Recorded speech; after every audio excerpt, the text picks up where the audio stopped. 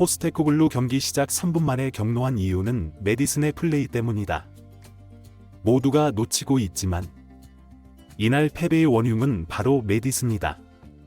일부 팬들은 어떻게 11명이 뛸 때보다 10명이 뛸 때 훨씬 토트넘이 안정적으로 플레이를 하는 거냐고 말하면서 토트넘에게 도대체 무슨 일이 벌어지고 있는지 모르겠다고 고개를 절레절레 흔들고 있습니다.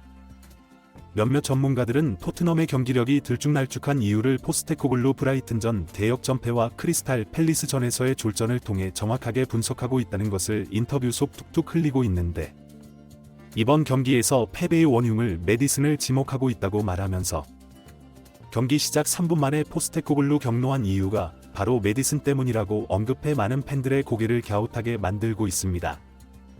알아보겠습니다. 몇몇 전문가들은 모두가 놓치고 있지만 갈라타사라이와의 경기에서 초반 선제골을 토트넘이 5분 만에 얻어맞은 것은 우연이 아니라 라고 언급하면서 포스테코글루가 이미 그런 조짐을 감지하고 있었다고 말했습니다.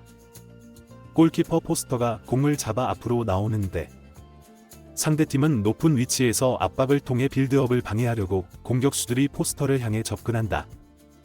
포스터는 오른쪽에 있는 벤 데이비스에게 패스를 하고 이것을 본 상대팀 원톱 오시에는 벤 데이비스를 압박하려고 접근한다고 말하면서 이 상황을 본 아치 그레이는 벤 데이비스가 패스를 하기 편하도록 열린 공간으로 뛰기 시작하는데 이때 중계화면 안으로 들어오는 메디슨의 플레이를 주목할 필요가 있다고 말했습니다.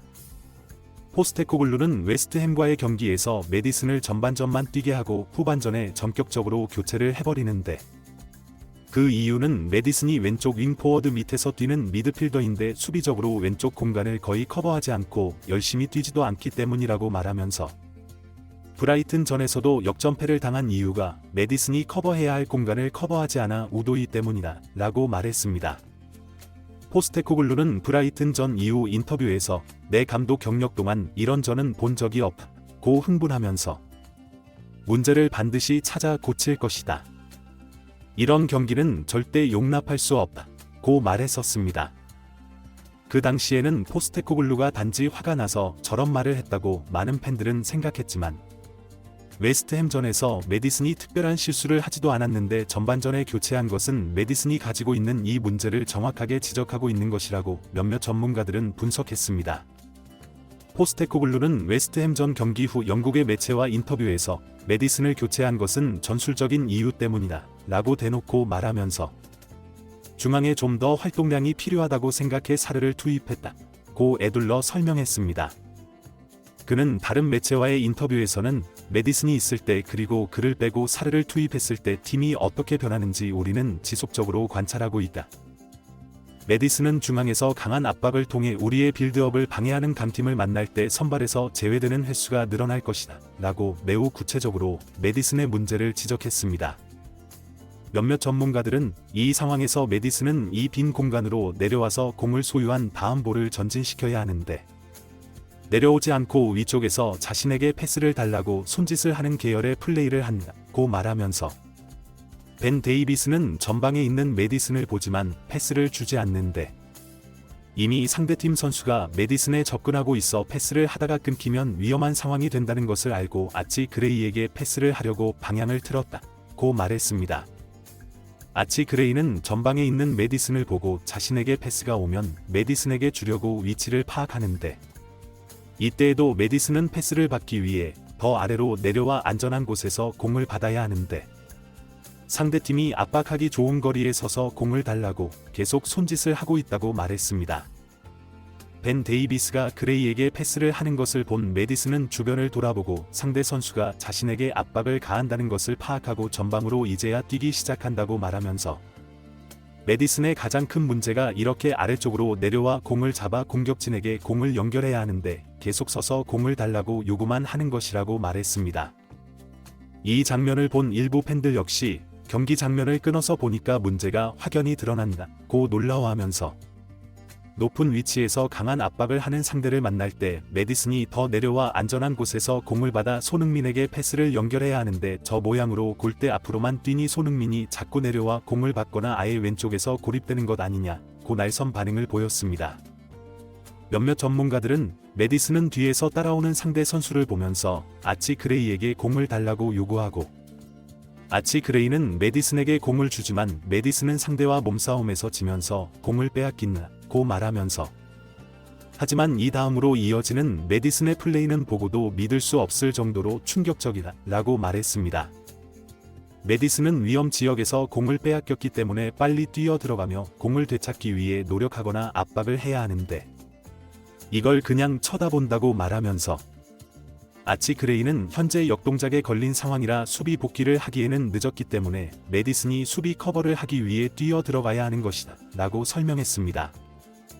그런데 메디슨은 중앙으로 이동하면서 아치 그레이를 쳐다보는데, 이 행동은 아치 그레이 보고 수비 커버를 하라고 뛰라는 뜻이라고 설명하면서, 팀의 고참 선수가 18세의 아치 그레이에게 눈빛으로 자신의 실수를 떠넘기는 장면은 보고도 믿을 수가 없는 상황이다 라고 말했습니다.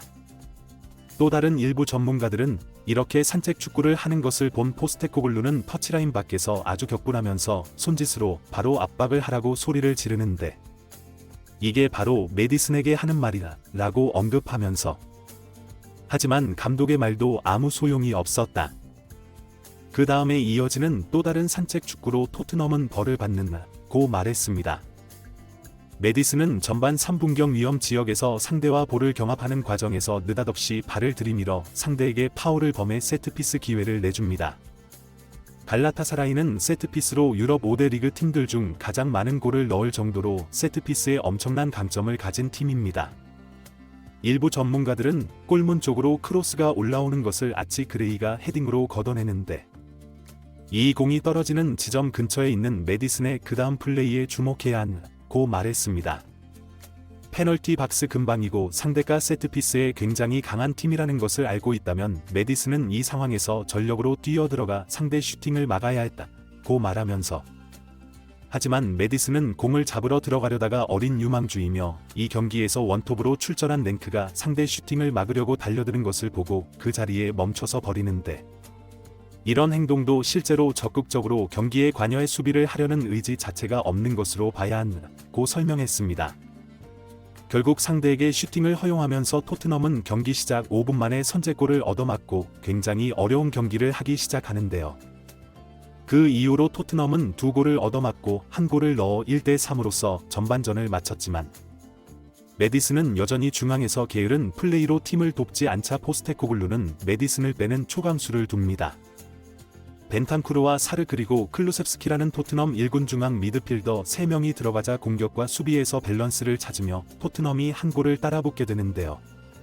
포스테코글루는 경기 후 인터뷰에서 11명이 뛸 때보다 10명이 뛸 때 우리 팀은 밸런스가 훨씬 좋았다고 의미심장하게 말하면서, 전반전은 아주 좋지 않았다. 그렇게 플레이를 했기 때문에 우리가 벌을 받은 것이다 라고 담담하게 말했습니다.